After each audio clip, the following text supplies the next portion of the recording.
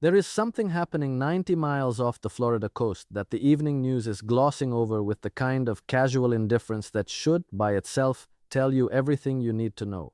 Naval vessels, strategic partnerships, economic corridors being quietly redrawn, and Washington, for the first time in decades, finds itself in the uncomfortable position of watching its own backyard become a theater of great power competition. What you are seeing unfold in the Caribbean is not a crisis, it is a consequence, the inevitable result of 30 years of American foreign policy that mistook dominance for strategy. Today, we are going to go behind the curtain, and I want you to stay with me through this entire conversation because there is a critical realization buried in the final third of what I'm about to share that will fundamentally change how you read every headline about this region for the rest of your life. Let us start with what is actually happening, stripped of the theatrical framing that most analysts wrap around it. Russia and China are not simply showing up in the Caribbean to provoke Washington. That is the kindergarten reading of events, and frankly, it is designed to make you emotional rather than analytical. What they are doing is far more deliberate, far more patient, and far more structurally significant than a provocation. They are filling a vacuum. And that vacuum was not created by their ambition. It was created by American neglect, arrogance, and a foreign policy doctrine that for 3 decades treated Latin America and the Caribbean not as a region of genuine partnership, but as a zone of managed subordination. Think about the chessboard for a moment. A grandmaster never just reacts to the move in front of him. He is always reading the board 5, 6, 7 moves ahead. What Russia and China have understood, and what Washington has consistently failed to internalize, is that the Caribbean basin is not a peripheral theater. It is a central node in the architecture of global power projection. Control the Caribbean, and you influence the Atlantic approaches, the Panama Canal corridor, the energy flows from Venezuela, the maritime choke points that connect North America to the rest of the world. This is not new knowledge. The Monroe Doctrine was built on exactly this understanding 200 years ago. The question worth asking today is this: how did the United States allow the strategic logic that animated its own foundational foreign policy doctrine to become the operating manual for its competitors? Cuba is the obvious anchor point in this conversation, and it deserves more serious treatment than it typically receives. For over 6 decades, American policy toward Cuba has been a masterclass in how ideology can override strategy. The embargo, the isolation, the decades of economic pressure, none of it achieved the stated objective of regime change, and all of it created exactly the conditions that made Cuba receptive to alternative partnerships. When you spend 60 years pushing a nation toward the wall, you should not be surprised when that nation opens its door to anyone willing to offer a different relationship. Russia and China did not have to seduce Cuba. American policy essentially delivered Cuba to them on a platter and then expressed outrage at the delivery. What is unfolding now goes significantly beyond Cuba, though. The reports coming out of the region in recent months paint a picture of accelerating strategic engagement that Washington's foreign policy apparatus seems genuinely unprepared to address.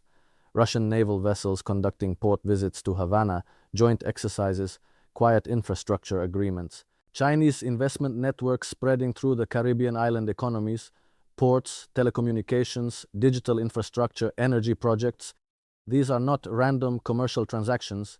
They are the visible tips of a strategic architecture being assembled piece by piece, and the architecture has a logic that becomes unmistakable once you step back far enough to see the whole structure.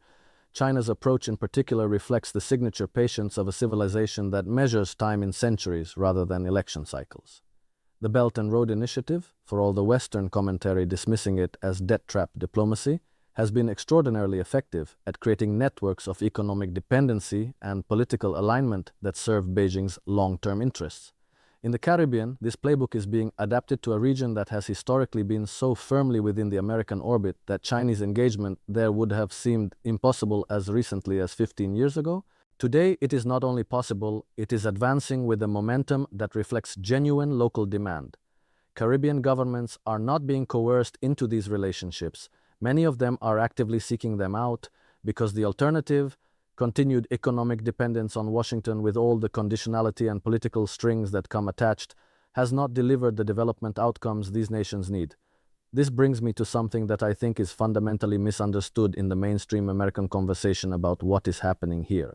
The framing is almost always adversarial. Russia and China are doing something to the United States.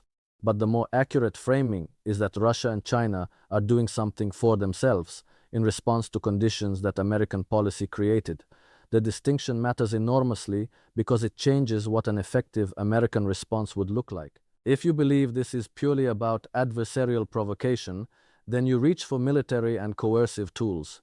If you understand it as a structural consequence of your own policy failures, then you have to reckon with the much harder and more uncomfortable question of what genuine partnership with the Caribbean and Latin America would actually require. I want you to think about a question here, and I genuinely want to hear your perspective in the comments. If you were a small Caribbean nation, economically vulnerable, historically treated as a zone of American strategic interest rather than a partner deserving respect and investment, and China or Russia came to you offering infrastructure financing without the political conditionality that typically accompanies Western lending, what would you do? This is not a rhetorical question. It is the actual calculation being made in government ministries across the region right now, and the answers coming out of those calculations should concern anyone who cares about the long-term structure of American influence in the Western Hemisphere. Now let us talk about the military dimension, because it is real and it deserves honest analysis without the hysteria. Russian naval presence in the Caribbean is not new. There have been periodic port visits and exercises for years. What is changing is the frequency, the coordination with Cuban and Venezuelan hosts, and most importantly, the context in which these movements are occurring.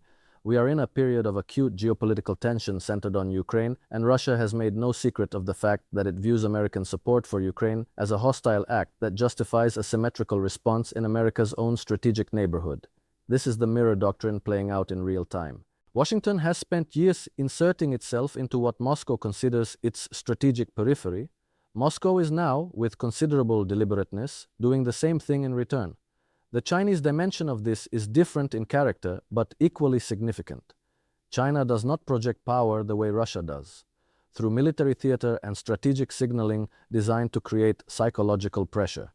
China projects power through the patient accumulation of economic leverage and the construction of institutional relationships that create dependencies over time. The telecommunications infrastructure that Huawei has built across Caribbean nations is not just a commercial investment, it is a data architecture that gives China extraordinary visibility into the economic and political life of those societies. The port investments, and there are several across the region, some in early stages, some already operational, are not just about cargo. They are about the long-term capacity to project naval logistics in a region where, a generation ago, no Chinese naval vessel had ever been seen. What makes this particularly consequential, and this is something I want you to hold in your mind as we move deeper into this conversation, is the intersection of the Caribbean dynamic with the broader global financial restructuring that is underway. The BRICS expansion, the push for de-dollarization, the emergence of alternative trade and payment systems that bypass the dollar-denominated infrastructure that has been central to American global power, these are not separate from what is happening in the Caribbean. They are part of the same systemic shift. When Caribbean nations begin conducting more trade with China in yuan, when they begin accessing development financing through BRICS institutions rather than the IMF and World Bank, when their telecommunications and digital infrastructure runs on Chinese rather than American architecture, the cumulative effect is a gradual but real erosion of the structural dependencies that have underpinned American hegemony in the region for a century. This connects directly to Venezuela, which remains one of the most misunderstood and underanalyzed pieces of the Caribbean geopolitical puzzle. Venezuela sits on the largest proven oil reserves on the planet. Its political relationship with Washington has been hostile for over 2 decades. Its economic relationship with China and Russia has deepened significantly as a consequence of that hostility, with both countries extending credit, investment, and political support that has allowed the Maduro government to survive a sanctions regime that was explicitly designed to collapse it. What this means strategically is that China and Russia have, through their Venezuelan relationships, established a foothold in the energy architecture of the Western Hemisphere that gives them leverage over one of the most strategically significant resource endowments in the world.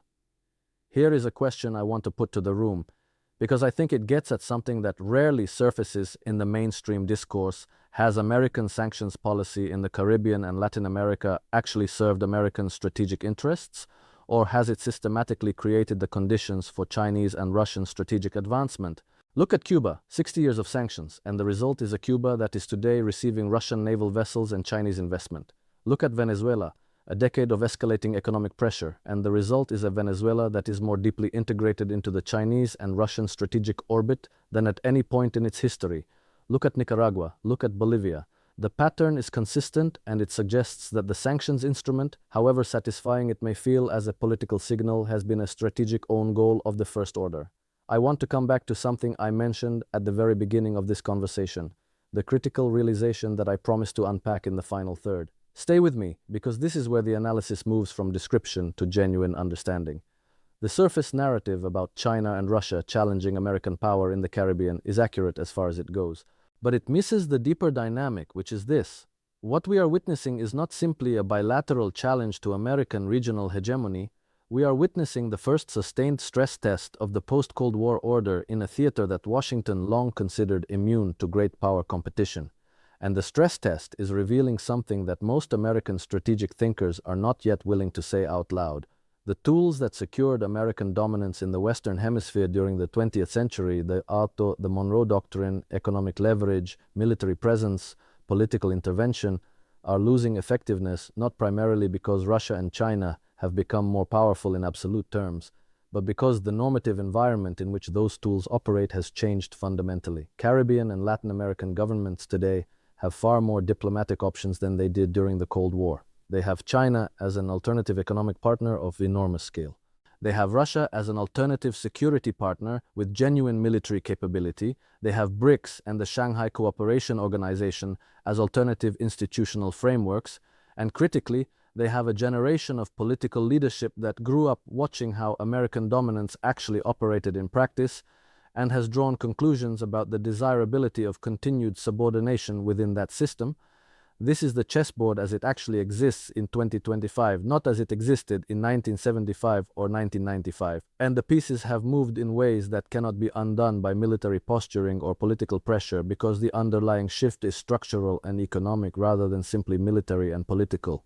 Washington can send carrier strike groups to the Caribbean, and it does. It can conduct exercises, issue warnings, tighten sanctions, and declare red lines. But none of these actions address the fundamental question of why Caribbean and Latin American governments are choosing to deepen their relationships with Beijing and Moscow in the first place. Until that question is answered honestly and answered with policy rather than rhetoric, the trajectory is unlikely to change. Now, I want to be precise about what I am not saying here, because I think intellectual honesty requires me to be clear about this. I am not saying that Chinese and Russian engagement in the Caribbean is benign, or that it carries no risks for regional stability or American security. Russian military presence close to American shores is a genuine strategic concern, and any serious analyst has to acknowledge that. Chinese telecommunications and infrastructure investment creates dependency structures that carry their own long-term vulnerabilities for recipient nations, even as they provide genuine short-term developmental benefits. The picture is genuinely complex. And anyone offering you a simple good versus evil narrative, whether that narrative casts America as the villain or as the hero, is selling you a marketing ploy rather than an analysis. What I am saying is that the American strategic response to what is happening in the Caribbean needs to be grounded in an honest assessment of why it is happening, not just a reactive attempt to counter Russian and Chinese moves as they occur. The reactive posture has failed for 20 years across multiple theaters. In Eastern Europe, in the Middle East, in Africa, and now visibly in the Western Hemisphere. A strategy that perpetually reacts to consequences without addressing causes is not a strategy, it is crisis management dressed up in strategic language. What would a genuine strategic response look like? This is where I want to invite you to think seriously, because I think the answer is actually available if we are willing to look at it clearly. It would require, first, a fundamental reassessment of the sanctions architecture in the region. Not out of ideological sympathy for any particular government, but out of the strategic recognition that the sanctions have demonstrably failed to achieve their stated objectives while consistently advancing the strategic interests of American competitors. It would require, second, a serious development partnership with Caribbean and Latin American nations that offers genuine financing, genuine trade terms, and genuine respect for sovereignty rather than the conditional, patronizing engagement that has characterized American policy in the region for decades. And it would require, third, a willingness to compete directly with China on the one dimension where American soft power still has genuine appeal, the quality of its institutions, the openness of its markets, and the credibility of its commitments. None of this is easy. All of it requires a level of strategic patience and domestic political will that has been conspicuously absent from American foreign policy in the post-Cold War period. But the alternative, continuing to watch the Caribbean slowly, quietly, irreversibly drift out of the American strategic orbit, while offering theatrical responses that satisfy domestic political audiences but accomplish nothing on the ground, is not a real alternative at all. It is just a slower version of the same failure. Here is the final question I want to leave you with, and I think it is the most important one in this entire conversation. Do you believe that the current American foreign policy establishment has the analytical capacity and the political courage to make the kind of fundamental reassessment that the situation in the Caribbean demands? Or are we watching an institution that is structurally incapable of learning the lessons that its own policy failures are generating? I want to know what you think. Leave it in the comments and be specific. I read them, and the quality of this community's analysis continues to genuinely impress me. The Caribbean story is just beginning. The naval visits, the investment corridors, the quiet diplomatic realignments, these are the early moves of a strategic transformation that will define the shape of American power in the Western Hemisphere for the next generation. Whether that transformation ends with a genuinely multipolar Caribbean that preserves American influence through earned partnership, or with a Caribbean that has structurally realigned away from Washington in ways that no amount of military pressure can reverse, depends entirely on whether American strategy can evolve fast enough to meet the moment. Right now, the evidence suggests the race is closer than most people realize, and that more than anything else I have said today should be the thing that keeps you paying attention.